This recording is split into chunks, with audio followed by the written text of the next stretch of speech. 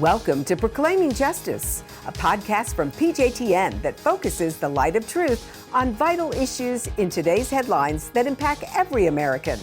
I'm your host, Laurie Cardoza-Moore, founder and president of Proclaiming Justice to the Nations, and I'm here to educate, motivate, and activate you to action.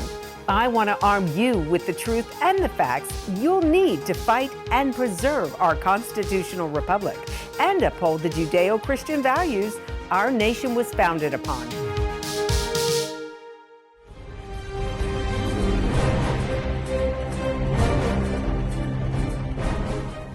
Hello, and thank you for joining me today on Focus on Israel. I'm Laurie Cardoza-Moore, and like most Americans, I began to ask a lot of questions about what happened to our country following 9/11. As I read and talked to experts, the issues of radical Islam and the attacks on America and Israel became extremely personal to me. In response, I founded Proclaiming Justice to the Nations, a nonprofit organization dedicated to educating and sharing the message of Christian biblical responsibility to the people and land of Israel against the rise of a new anti-Semitism. In this series, Focus on Israel, I want to share with you what I've learned through my research and meetings with experts in their respective fields. I believe that it is so very important that at this critical time in history, we must turn our focus on Israel. Now, if you've missed any of our past programs, you still have a chance to review our most recent ones on the PJTN website. Also, please consider purchasing the DVDs of past shows.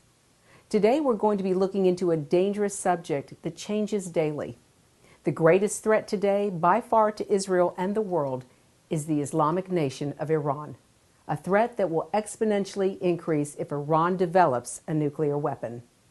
Ahmadinejad's rantings against Israel and the Jewish people have only been paralleled by Hitler himself. Israeli Prime Minister Benjamin Netanyahu warns that time is short before Iran obtains nuclear weapons and poses a direct threat to Israel and the rest of the world. We must stand with Israel at this critical juncture, as a weakened Israel means an emboldened Iran. This does not bode well for America and its allies. To give you a better perspective on the threat Iran poses, we need to look at the history of this terror state, a true member of the axis of evil since 1979. Iran has been the world's center for exporting destruction and death for over 40 blood-stained years. Next, we want to bring you part of a very important documentary titled Iranium. I want to thank the Clarion Fund and writer-director Alex Tremaine for their important work on this critical film.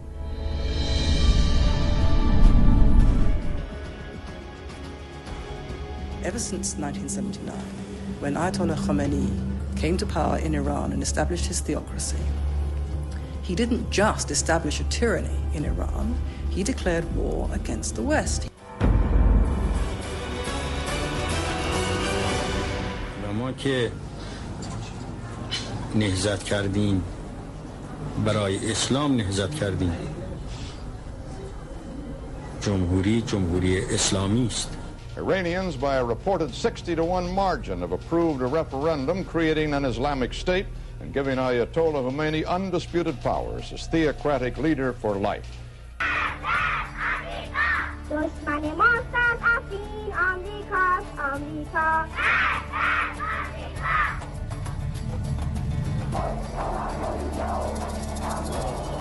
The U.S. Embassy in Tehran has been invaded and occupied by Iranian students. The Americans inside have been taken prisoner.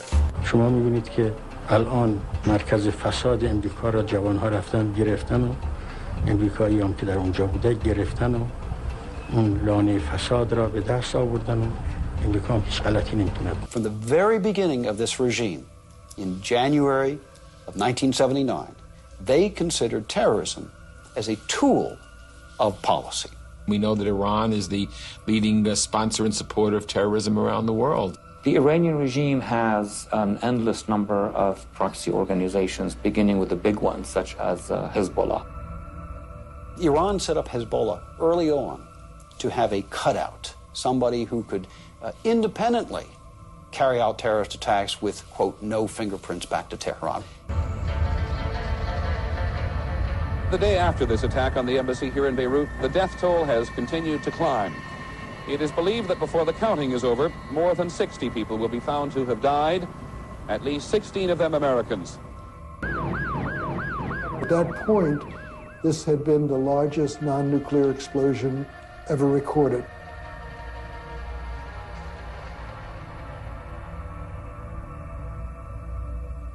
We worked for 4 days trying to find people who were buried, and then we continued to work just to find pieces of bodies, to put them together. Every piece of a body we wanted to bury and not just leave the bodies under the rubble.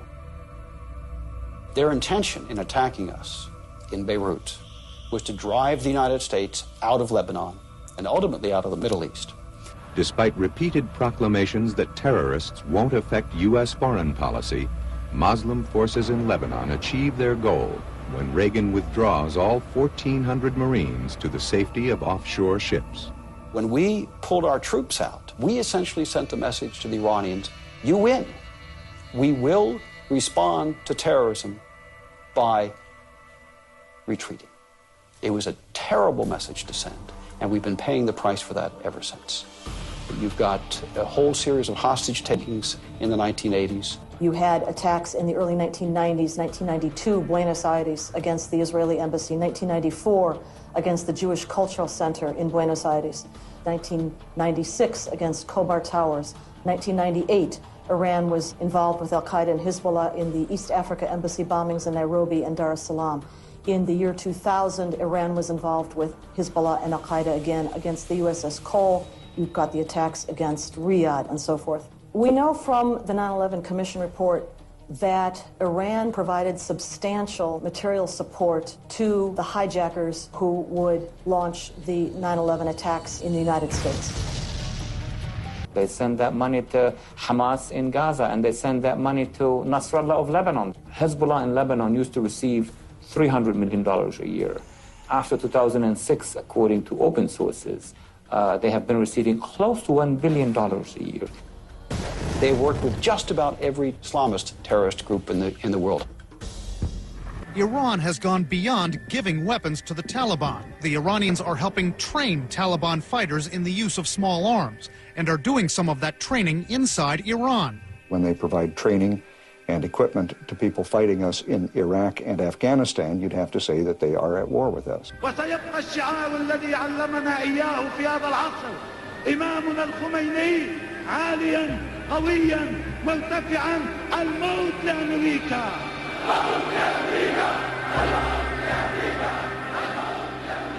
A dangerous regime committed to the Islamic Jihad in the world is now coming into possession of deliverable nuclear weapons. The document talks of a 4-year Iranian program to develop a neutron initiator, a highly specialized component of a nuclear detonator.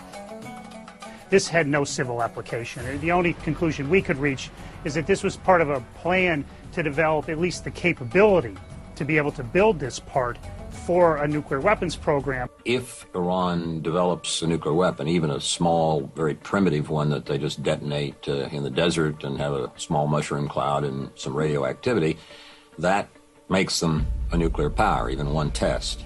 The leverage that they gain once they have the capability changes the balance in the region and around the world without even having to use the weapon. It could essentially hold hostage other states to its desires. The Iranians could tell their neighbors, you will not export X, Y, and Z, or a certain amount of oil, and the regimes are going to have to say, yes, sir.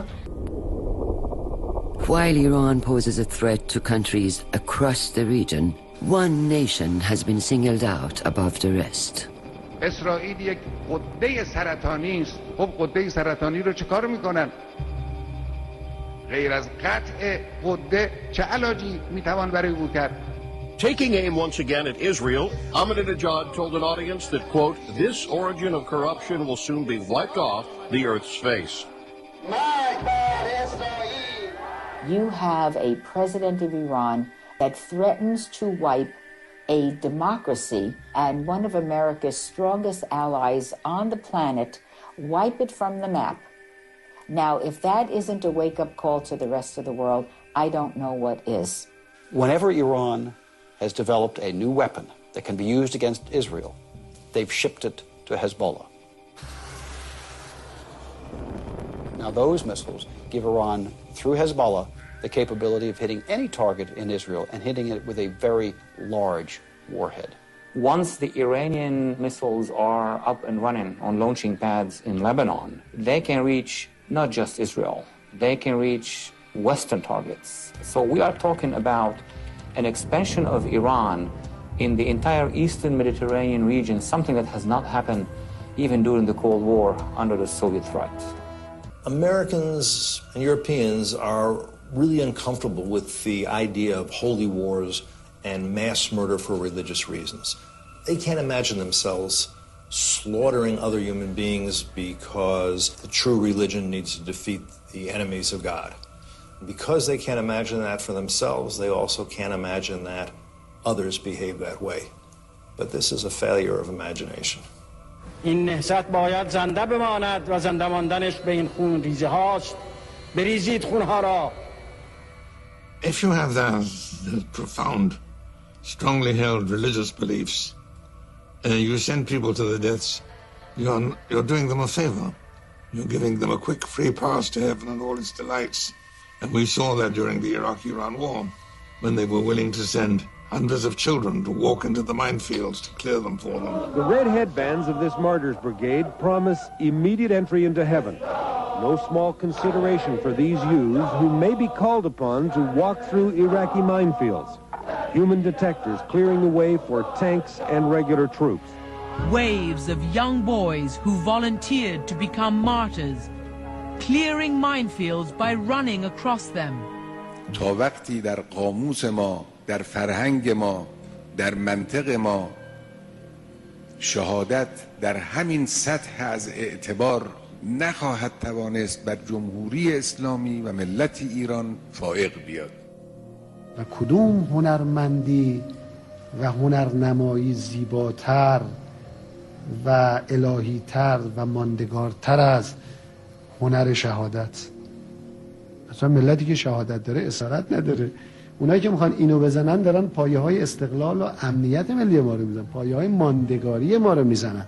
In Islam, as in Christianity, as in Judaism, there is what you might call an end of time scenario, in which the Mahdi, the descendant of the Prophet, returns and leads the forces of the true believers in the final struggle against the forces of the unbelievers. Now, what is really alarming is that from the pronouncements, particularly of Ahmadinejad and others of his group, they believe that that time is now, that this is the end of time, that this is the final struggle. Anybody who tells you that we shouldn't take this seriously is not looking at the individuals who are in power, who are ruling Iran today. They believe that by creating apocalyptic conditions, that they will bring the Mahdi back. Every speech that Ahmadinejad gives, whether it's at the United Nations in New York or in Tehran or in Mashhad or someplace else, begins with this. He says, let my words and my actions hasten the return of the 12th Imam. O God, hasten the arrival of Imam al-Mahdi and grant him good health and victory, and make us his followers and those who attest to his rightfulness. Khamenei, Ahmadinejad, and some of the others truly believe that they've been put on earth in order to lead the Muslim world in a glorious jihad against the infidels and establish the rule of the 12th Imam on earth. They really, in this cult, believe that they ought to try to get him back so they can have the battles that will end the world and send all them, in their view, to heaven and the rest of us to hell. What makes that particularly alarming is the whole question of nuclear weapons. During the Cold War, both the United States and the Soviet Union had nuclear weapons. But they didn't use them, and they knew that they wouldn't use them because of what we used to call at that time MAD, mutual assured destruction. Each side knew that if they used nuclear weapons, the others would respond in kind, and this would obliterate everybody. With these people, with their apocalyptic mindset, mutual assured destruction is not a deterrent, it's an inducement. Deterrence is not likely to work since it's their purpose to bring about this calamity rather than to avoid it. Secretary Gates told the White House in January it had no effective strategy in place for dealing with Iran's nuclear capability. So far, we're a paper tiger to the Iranians, and that's unfortunate. There are those in the world who say this is mainly Israel's problem. Israel will take care of it. We don't need to worry. Israel was created, among other things, to protect the Jewish people from future existential threats. Israel's Air Force conducted an enormous military training exercise earlier this month that could be seen as training for an attack deep inside Iran. If Israel feels compelled for reasons of self-preservation to mount an attack against Iran's nuclear weapons facilities, the United States will nevertheless be blamed for the Israeli attack, and the United States will be drawn into the aftermath of such an attack, no matter whether we were part of it at the beginning or not. What you see all too often is everybody wants Israel to do it, so the United States and the Western European allies don't have to do anything. That's a very poor mindset. I think it's important that Iran understand that U.S. military action is a very real option if we feel threatened. I think that's a very unattractive option, but I think it's even more unattractive to contemplate Iran with nuclear weapons. If all other options have in fact been exhausted, I think that the question is not simply what are the risks associated with acting militarily, but what are the risks associated with not acting. We have allowed them to believe that they can literally get away with murder. And now they are going to have the weapons of mass murder at their disposal. We should take this very seriously. قدرت پوشالی و سلطه شیطانی آمریکا بر جهان رو به نابودی است. We in the free nations of the world met many terrible challenges in the 20th century, but that's no guarantee that we will be successful this time as well. در همون دوران امام فرمود آمریکا هیچ غلطی نمیتواند بکند. We have to succeed. You know that old tired adage, failure is not an option. Failure is not an option. امروز سراسر ایران اسلامی از یک فریاد است و اون مرگ بر امریکا. In the end, if the international community, if the United States will not form this resistance against the Iranian Khomeini's expansion, it will be too late. We will have to pay a much higher price. I'm talking about the entire humanity paying a much higher price to stop the threat.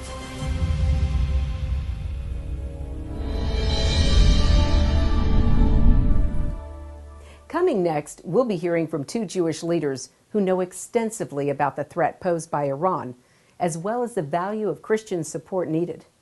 First up is Avi Lipkin, a renowned speaker and author. His first book, Is Fanatic Islam a Global Threat?, presents his belief that Christians and Jews must forge an alliance to stop Islam's secret goal to destroy Judaism and Christianity. Avi studied at Israel's conservative Jewish seminary and is a spokesman for the Israel Defense Force.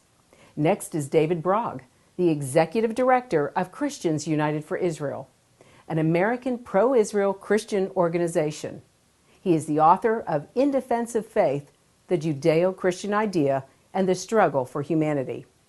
As an American Jew, Brogg is an active proponent of stronger Jewish-Christian relations, particularly with regard to support of Israel. He worked in the United States Senate for 7 years as Chief of Staff to the late Senator Arlen Specter, and is a graduate of Harvard Law School. Both of these leaders offer tremendous insight into the growing crisis with Iran. Islam calls itself the religion of the sword, Deen Saif. And you've heard me many times say that our God hates the sword, their God loves the sword. The God Allah is the opposite of the God of the Jews and the Christians. So I see a war coming. The real reason for the war that's coming with Iran is really economic and related to the oil needs of the world, because the Shiites say they're going to blow up all the oil wells. See, the Sunnis do business with the West. The Shiites don't want to do business with the West. The Shiites want to deny the Christian world and the Western world its oil to cause a collapse of the world economy so that Islam will reign supreme. What makes the West so powerful is the economy. So I believe there will be a showdown with Iran, not so much over Jerusalem, but more over the oil. But then they will attack Jerusalem, and that's what they're preparing for. One reason, of course, is that they say if we nuke Jerusalem first, before the Jews and the Christians can nuke Mecca, our God is greater. And you know, when they say Allahu Akbar doesn't mean God is great. Allahu Akbar means Allah is greater. So, of course, Christians understand who said he was greater than God before his fall, Lucifer, Satan.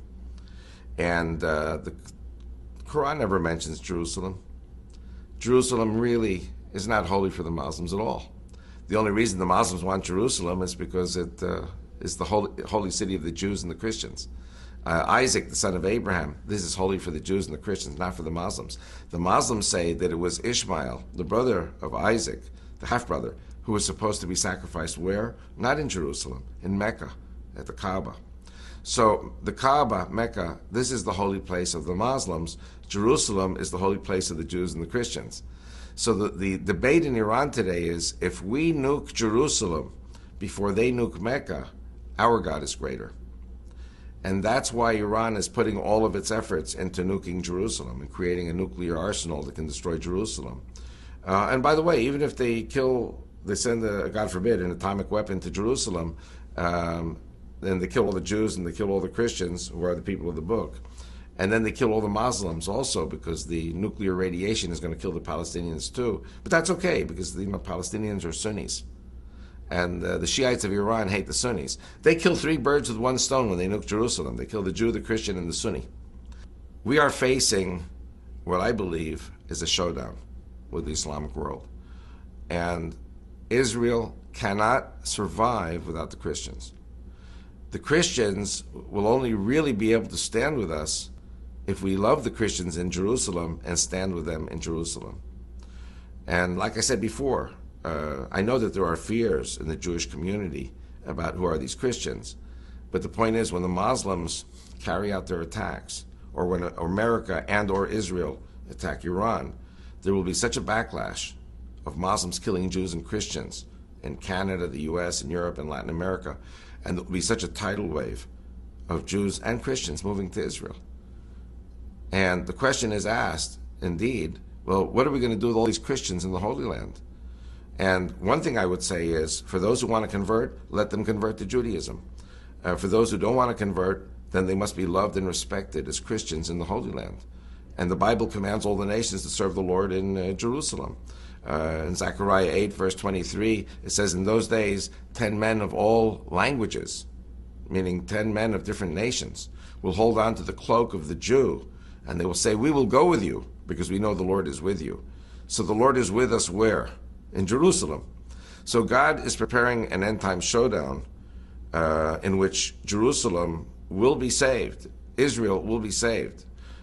Of course, with the help of the Christians, but through God's word and through God's wisdom.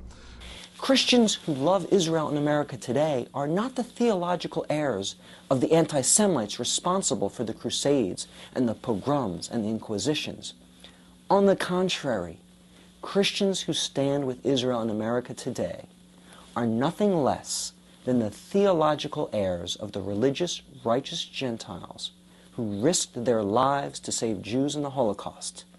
They are not the heirs or the descendants of our persecutors and our oppressors. They are the heirs and descendants of those righteous Christians who stood with us. And they are taking that theology and applying it today and trying to get it right this time. As another Holocaust looms, as another Hitler, President Ahmadinejad, while rejecting the Holocaust of the past, is preparing for a second Holocaust, has threatened to wipe out Israel and the Jewish people, and is rapidly acquiring the nuclear technology with which to make good on that threat, we are seeing righteous Gentiles, millions of them, acting on this righteous theology and determined to stand up and speak out and fight this new Hitler. determined to stand up and speak out and stand with the Jewish people. We are seeing millions of Christians shouting, "Never again, not on our watch." And to me, as a Jew, this is nothing short of a miracle of God. I am profoundly grateful for it, and I am determined that my fellow Jews recognize this, embrace it, and that we, Jews and Christians, can stand together at this difficult juncture in history to win a victory for what is right and what is good and what God deems righteous. We cannot afford to let Iran achieve its goal, and now there's a way you can help. Urge your elected officials to support strong sanctions against Iran and support Israel's right to defend herself.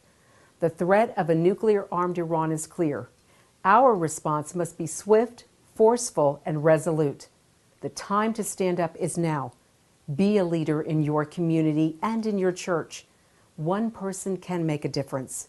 Get involved and support pro-Israel organizations such as PJTN. Visit our website to learn more. Sign up to receive free newsletters, action alerts, daily blogs, and order our films to share with others. Please encourage your family and friends to tune in and check the PJTN website for scheduled showings of Focus on Israel.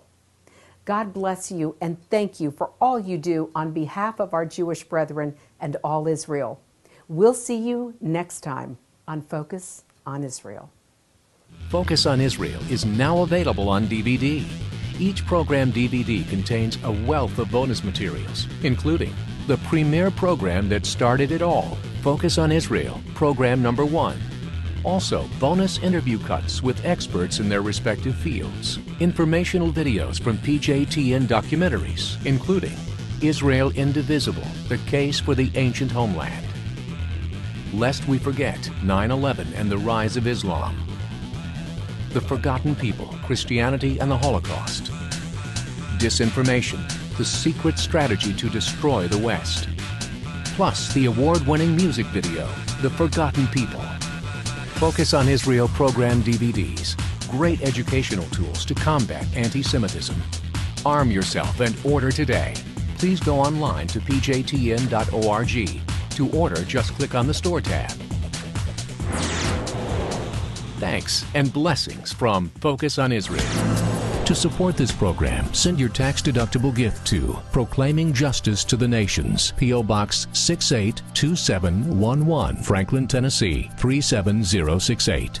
You can also support PJTN online. Visit pjtn.org or call 1-877-873-9020.